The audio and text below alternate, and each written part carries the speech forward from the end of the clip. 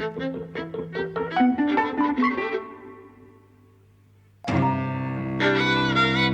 everybody. Welcome to Eavesdropping at the Movies. I'm Jose. I'm Mike. And we've just come back from seeing Mamma Mia 2. Yes, Mamma Mia, here we go again. Yes, and I wish they hadn't.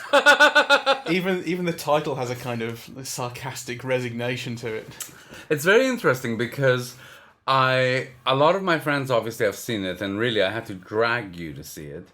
A little bit, but yeah, okay. Yeah, I mean, it's been out for weeks, and I've been wanting to go for weeks, and, we haven't, so... True. But you weren't pushing it, but I think you assumed that I would never go. Well, I wasn't pushing it because I really didn't like the first one at all. Oh, okay. Yeah. So, but nonetheless, I'm a big fan of Cher. She's a childhood figure for me. I grew up watching her, the Sonny and Cher show, and then indeed her own show. So, I'm a fan. I wanted to see her. And people had been saying really good things about it. Yeah, people had been kind of enthusiastic about it. So, so I went against my experience of the first film, and really, I think it's awful. Oh, okay. A simple question: better or worse than the first film? It's better than the first film. Okay. Second question: what didn't you like about the first film? What was your experience of it? I thought it was cheesy. I hated the singing. I love ABBA songs. I think they're great. I hated having somebody like Meryl Streep sing them. Right? Okay. It just felt like bad karaoke of, these great songs. And it needn't have been because, one of the things that I wanted, to play you earlier and that I haven't gotten around to, but, there are really beautiful covers of ABBA songs. John Grant does a beautiful cover of Angel Eyes. So, I just think like these films are misconceived and, they're very popular. And in a way you feel, well, you don't want to shit on people's pleasure, really. Like, kind of if they enjoy it, kind of good for them. And, in some ways you have to think, well, the film is doing something right. But I just think it's so bad. Yeah, I found it painful. Well, I only watched the first film the other day for the first time. It was the kind of thing I'd put off. It's the kind of thing that my mum likes, yes. And generally that's an indicator that it's not more my bag. Yes. And it was horrible, but I kind of liked it. There were things about it I really didn't like, but I also kind of couldn't stop smiling at points. When people started to burst into song, it made me laugh. I think that's part of what is appealing about the film. It is so silly. And I think it knows that. The first film is kind of mad. And what you say about it being like mad Hollywood karaoke is true. But that's not kind of unpleasurable in itself. And I think it's knowing about it. I don't think it's like the joke is on that. I think you are supposed to enjoy it unironically, but it is also quite silly. And that's the pleasure I got out of it. Yes, it is quite silly. And I can see why a room full of people would really get into it. Yes. And the songs are great. The songs are great. And actually, to be fair, one of the things that this film is better, I think, it's just... for me, it's a much more attractive cast. Yeah, I really like Lily James. I think she's very charismatic and beautiful, and it's a pleasure to look at her, and Amanda Seyfried sings very well. Seyfried sings very well. And of course, I love seeing Cher. So, it's got quite... And I loved Andy Garcia. And actually... Colin Firth was like really fun to watch as well. Yeah, well, I mean, most of the cast is the same, but obviously Lily James and her two friends, she plays... They play the young Julie Walters and the young Christine Baranski. Yeah, so she plays the young Donna from 1979 when she was having these various experiences and affairs with the various men on this island. So those are the new additions, and Lily James is the centerpiece, and she's fantastic. Yeah. And she's great. She's the best thing about the film. She's the best thing about the film. But let me tell you what I hated about it. What I hated about it is that it has no sense of what a musical does. or is meant to do, right? So actually, some of the basic things just feel so odd and weird. It's like what people who hate musicals think make fun of musicals for. So this idea that you're walking down the street and you burst into song. Well, actually, in most musicals, they give you a reason and it's cute, and choosing that moment when somebody begins to sing is like the key moment of going from one world to another. In this one, it's so unbelievably cheesy and and inept. Yeah, but that and is insensitive. that is partially down to the fact that it's a jukebox thing, though. It's taking all of these songs and forcing them into a story. Singing in the Rain was a jukebox musical. Sure. The Bandwagon was a jukebox musical. There's tons of jukebox musicals, films built around a songbook, that are not this inept. Fair enough. I found it inept, and it made me kind of both groany and angry, and the jokes were so cheap. And I mean, I hated, for example, the choreography, right? I mean, not necessarily because it was bad choreography, right? But because it was like not thought through for the camera, right? It's just like camera placement is part of the choreography. Exactly. You're doing it for the camera, and the camera doesn't seem to have any aware thought of given that. to it. Yeah. Very little. There is the occasional quite handsome shot, but it's in the middle of basically trash. It's not well directed at all in that respect. It's weird. It doesn't take a lot of imagination to think of how it could have been improved as well in that way. No, I think the way in which the film is very well directed, I think, is in relation to the actors. Yeah. Right, because actually, I think some of them are really at their most charming, and it's a pleasure to see them. So in that sense, kind of the director's input must have been spot on. But kind of in terms of shaping a musical number, it's atrocious. And actually, I think it's interesting, so that kind of people look at this as if it is a karaoke night in Gran Canaria or something. You expect it to be like cheap and hokey, and you join in the fun, right? But actually, the songs are really very beautiful, right? It has all this potential to be like moving and meaningful, and and all kinds of things. And the film just either it eschews that, or it really brings in like I think gross sentimentality, like. The number in the baptism where the mother and the daughter get reunited with the child, and all things come together. I just hate it. Right. But even though I thought actually Meryl Streep for once sung it very well. I mean, I thought that was a very sweet number. I liked it a lot. I mean, you're right. It was on the sentimental side, but nothing about these films are subtle. No. And so I didn't really mind that it was kind of trying to hit that note. Yes, there were many worse offenders. Than that one. I mean, actually, that was one of the highlights of. For me, the highlights of the film was the moment with Cher, which actually is very cheesy. It's a complete star entrance. It's completely built up. She's coming, and they make her arrival a spectacular one. But aside from that, I think she's a wonderful voice. Right, so when she sings Fernando, there are things going on in that voice, that kind of like exceed the cheesiness of the song. Perhaps. I was not impressed with Cher. This will probably alienate a vast swathe of our listenership. She's the best thing in the movie. No, I don't agree with that. I think what's her face is Lily James. Okay, well, Lily James, Cher, of course. For one thing, and this is an example of bad direction. How do you... well, not bad direction, but bad musical instincts, in a way. Instincts for a musical. How do you waste that intro? She gets that intro, which you've seen in the trailer, of, no one invited you, Grandma, and then she sort of looks over her glasses and says, honey, that's the best kind of party. And you're like, whoo. How do you not go straight into a song?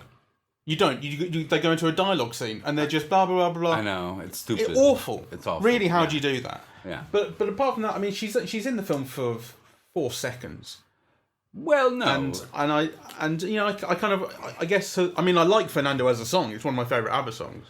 But I didn't think it was special particularly. I thought I thought she was in wonderful voice. I thought the Romeo and Juliet aspect of the staging of it was quite nice, but you know, the reconnection between her and Andy Garcia, Fernando. Yes. Conveniently it's one of the named, highlights of the film for me. Actually, I think that moment where he yells "Ruby," right? But that's him. Great. That's him, not her. I'm talking about her. Like, well, there were things about that number I liked. None of it was down to her, though. I think she's a wonderful voice. Okay. I mean, I do think that people have overrated even that number, right? Because, I think she is a wonderful voice, but she's an old lady, right? And she doesn't move very well. And actually, the wig she's wearing does her no favors. No. Like, she doesn't look like a cadaver in a wig, So there are problems. But actually, I think it's almost like there were two moments that for me exceeded just the consumerist kind of capitalist piece of crap that this whole project is. It's just a money-making machine. Right, kind of, and it is just a way of how to organize these numbers in a way that doesn't alienate audiences who already love them because they meant something in their life, right? So it is kind of a game of just not alienating, and I think the only two moments that broke through that and actually made you feel something for me was actually for me the moment with Cher, and the moment with Meryl Streep. And at the end, at the end, I think the baptism scene, and just there was something in Cher's voice, because she sang it very beautifully. It's really modulated, and it spoke to something kind of darker and sadder than what you saw. Perhaps I'd have to see it again to be fair to it, but I think it's funny what you say about the films being a money-making device based on bringing up people's nostalgia and selling it back to them. Because I do feel like maybe there's an element of that, not nostalgia exactly, but an element of familiarity and liking something that you already like with you and Cher, which I don't have with Cher, which is why I was not particularly fussed. Well, I think that's true, but I think that's different in the sense that, stars by their very nature mean stuff. Yeah. Right? And, she, and particularly in America, for me, she's a fixture of my childhood. So there's no question that it plays on all of that. But also, it is deploying it very well.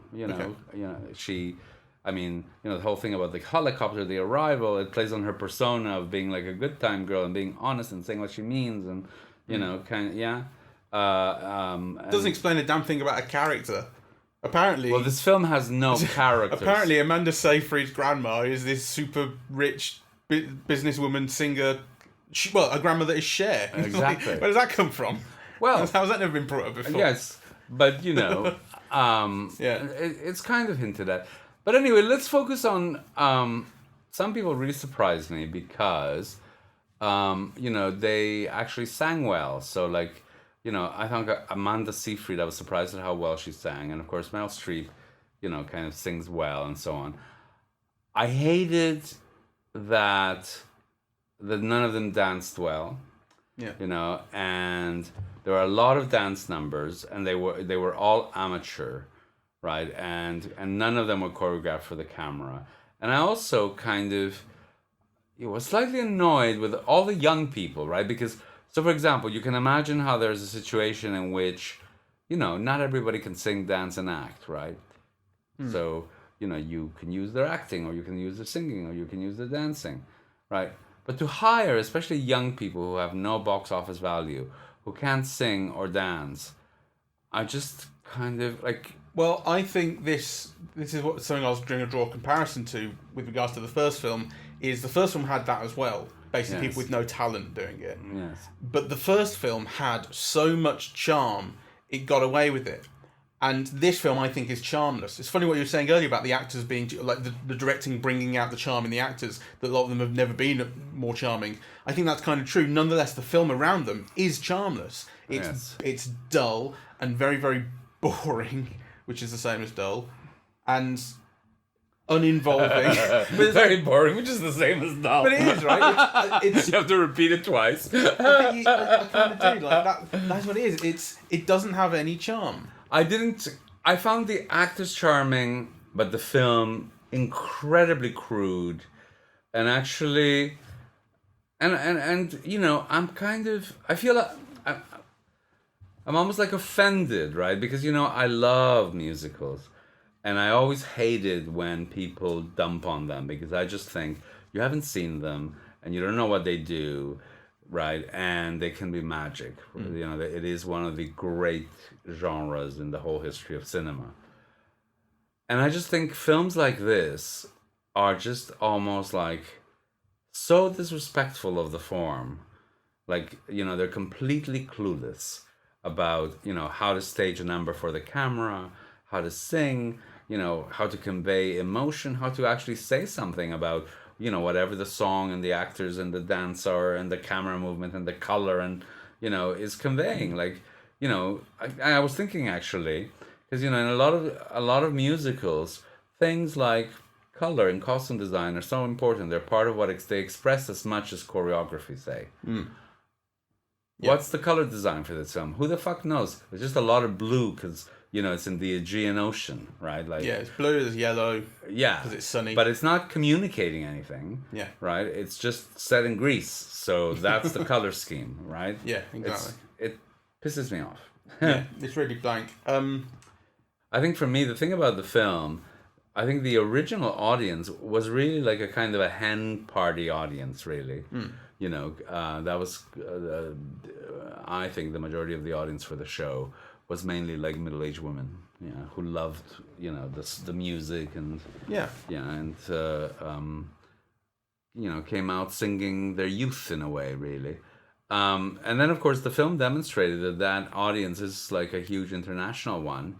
And it was really a surprise hit, the first one. So, you know... Yeah, I've got the box office here. One moment. The first Mamma Mia worldwide made $600 million or more. Yes. This one, so far, has made $320 million worldwide. So... There were... Yeah, though, you know, that may continue, right? Like the final tally. Oh yeah, no, it's not finished, but you know, no, the point is that it's huge. Yeah, I think. No, the point was not to say, oh, it's rubbish now. Yeah. No, the point is, yeah, the audience is still there and it's massive still. Yeah, it is. But then again, you know, kind of, there are often kind of massive audiences for really crappy films, and I think as a musical, to me, this is a really crappy musical. Yeah, well, no, it certainly is. You were comparing it to, before we saw it, you were suggesting that it was along the lines of The Greatest Showman, insofar as our response to it, our likely response to it, and the way that our listeners would kind of... You said something like, you know, we can do Mamma Mia 2 and then join it with The Greatest Showman in telling all those people who like those movies that they're crap. Well, but I think they are aimed at slightly different audiences. I think that the audience for The Greatest Showman is younger and probably more stupid. But I also think The Greatest Showman did things that this one doesn't. Because I think the thing about The Greatest Showman, even though I think it was very bad and so on, it did move people, and it meant something to people, and it gave people an anthem, right? Yeah. It's a better film than this. So whereas actually this one is all at a bit removed. This is all like, it's fun, it's cheesy, it's a lark. You know, you're not meant to take any of it kind of seriously. You're meant to see how badly constructed it is and like enjoy it anyway because it's a way of going into the song. Yeah. Like I think it's a wasted opportunity because actually, you know, the songs are beautiful, and you know, people make connection. They have been very meaningful to people. So actually, to not figure out a way to make, you know, those songs and those dances and so on kind of meaningful, it's just a waste. I think. It is, and it actually speaks to just a lack of imagination. Really, I think so. That said, there were things that I liked. Actually, there were things I liked about the story, in a way that made me kind of feel like I wish that they didn't have to go into a song Because I like, so for instance, there's this central kind of dual story that's being told. The one is of Amanda Seyfried. Her mother's passed away. She's running the hotel now. She's got this big opening coming up, and the second story that is told in flashback back in 1979 with Lily James playing the young Donna with her mates when she was the whole thing of the first film about this diary about the 3 guys that she slept with and any of them could be her dad. This is showing you that time. Yes. And there are these points where the film cross-cuts. In fact, it does it in a song at one point. I can't remember what song it is, but it does it in a song where Lily James finds this farmhouse and starts living in it and is exploring the place and kind of making it her own. And it's dilapidated and decrepit and things are breaking. And then at the same time, it cross-cuts it with Amanda Seyfried doing the place up and like what it looks like now. Yeah. And that's kind of touching. I mean, I like that. Like I like the parallels that it drew between the two people, because basically it portrays them at the same age, roughly, in their 20s at some point. And at these points where they're kind of making decisions about their life and taking control of their own lives. And the idea that kind of, like, your parents, you always kind of feel like your parents just know everything and they're older than you and they just have all the world experience, right? I never felt that way, but go on. Sure. But I think that's kind of what you do. Like, maybe it's different for an immigrant kid because like you have to do so much more yourself. You know, I mean, you had to speak on the phone and that sort of thing for your parents. So like you taking that level of responsibility that they would otherwise have is probably part of that. But generally speaking, I think it's true. You kind of just don't really imagine that your parents were ever your age, and the film. That's true. The film kind of literally showing you that they're both they're not in the same position, but they are in similar places in their lives. Or she was in a similar place to her daughter, so on. Showing you pretty directly by cross-cutting between these two timelines.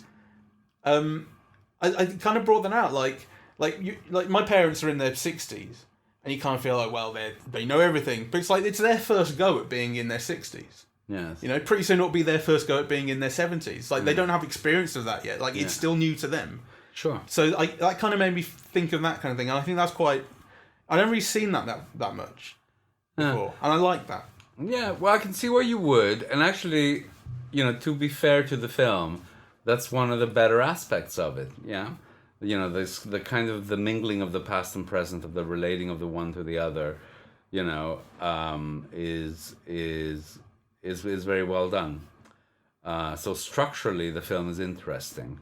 I think that's Richard Curtis. I saw his name in the credits. He's one of the 3 story people. Yes, and I think that's him.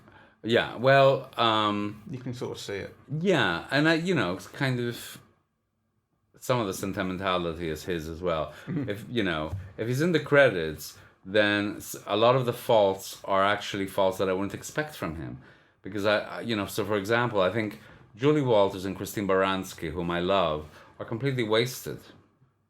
I think they try and do a lot with them, but it just didn't come off for me. They didn't get one good line. Or, like Christine Baranski is trying to do like her, bitchy, urban, intelligent kind of ripostes. And they all fall flat. And they're just not that good. And I think actually Julie Walters is given so little to do that she ends up kind of being busy with, with expressions, right?